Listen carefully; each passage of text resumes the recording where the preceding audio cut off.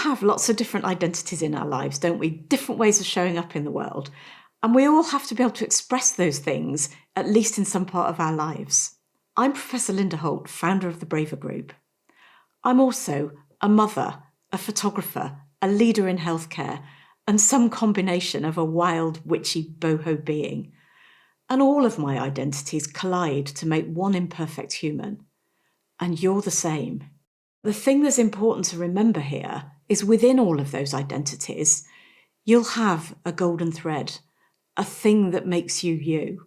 And that golden thread is probably some combination of the things and people that are important to you, your core values, the things that you believe in, the things that you stand for or won't stand for. Those are the things that enable you to show up and be true to yourself. So when we start to play roles in life, when we start to look at how we show up at work, how we show up with our kids, how we show up when we're down the pub with our mates, when we start to look at all those things, it's so important that you know what your golden threads are and that you stay true to those. Because when you move too far away from that, it hurts you. It hurts you as a human being and it disconnects you from what is going on around you. What I'm saying here is, unless you're a professional actor, your job is to be you, not to play a role.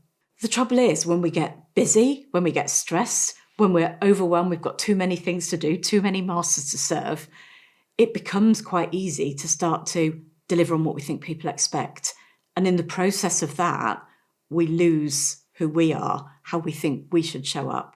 So often I talk to people in coaching or in classrooms who have hit their mid-40s and they go, well, I'm a mother, I'm a wife, I'm a this, I'm a that, but I don't really know who I am as a human being. I think this is why it's so important that we hang on to that golden thread, that we stay true to ourselves, because otherwise we finish up doing two things, which I'm going to talk a bit more about, and that is invalidating and masking.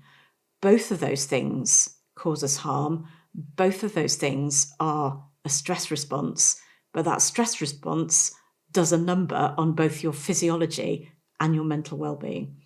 So you might not use those terms, you probably do some of these things. And this is really important. It's only when you notice them that you can start to catch yourself and course correct and come back to who you are. So let's talk about masking first. When I talk about masking, what I'm talking about is kind of putting on an act. It's being the person that you think others are going to like or you think you should be. Think for a minute about the pub bore, that guy that has been everywhere, done everything, or the class clown, the one that will do anything for a cheap laugh. Both of those people are trying to hide something. Both of those people are trying to hide their feelings of not enoughness in some way. What happens is you feel disconnected from them. You feel that incongruence, and they have to work harder and harder and harder to keep up the act. That's not good for anybody. So let's have a look at that through the lens of leadership. Often we see pressured leaders at work, and they're behaving how they think they should behave. They're behaving in line with the culture of the organisation they're in, the environment they find themselves in. And when you think about what leadership means for you, you're probably influenced by the way you've been brought up, by your role models, by the organisation that you work in, of course, and by what you believe and what you think is right. If you adopt the behaviours of the environment that you're in, and they're not the same as how you feel as a human being, you start to lose that golden thread of you. You start to feel disconnected from yourself. And that shows. It's very easy to start filtering yourself and doing what you think you should do. And there's lots of examples of this, right from the playground through to the boardroom, like the stereotypical things like big boys don't cry, men don't show vulnerability or emotion.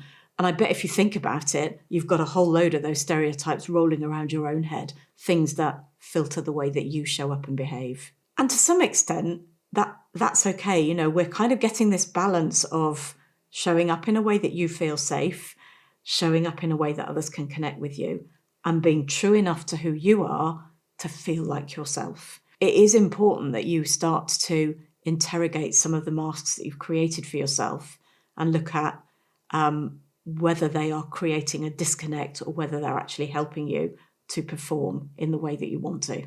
The second thing I talked about was invalidation.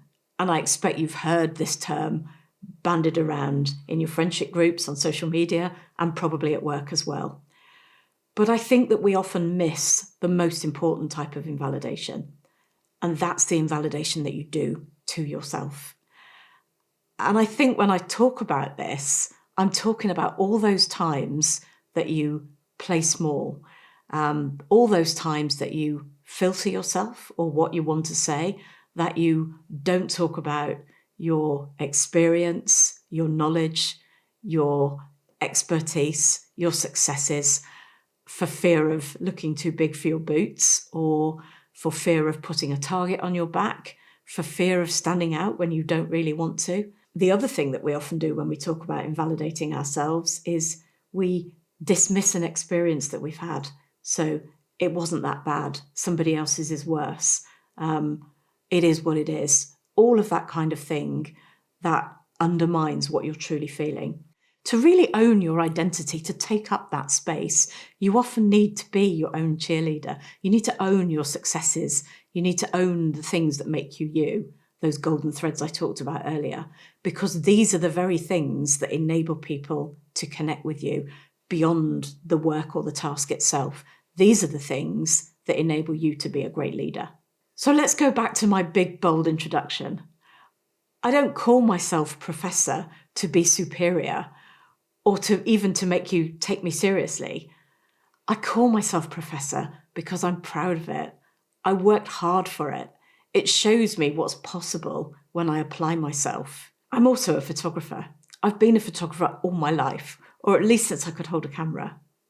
I didn't train for it, unless you count the 50 years I've spent practicing. I don't earn from it, unless you count the numerous times I use my pictures in my blogs or in my courses. And it's only recently that I've started to own being a photographer as part of my identity. I'm not a great photographer, and that doesn't matter. I'm not even the best photographer in my household. But what being a photographer does for me is it allows me to live my values.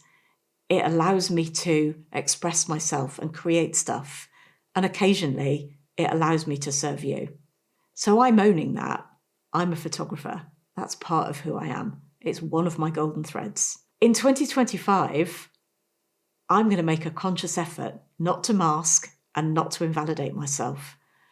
And I hope after listening to this, you might do the same.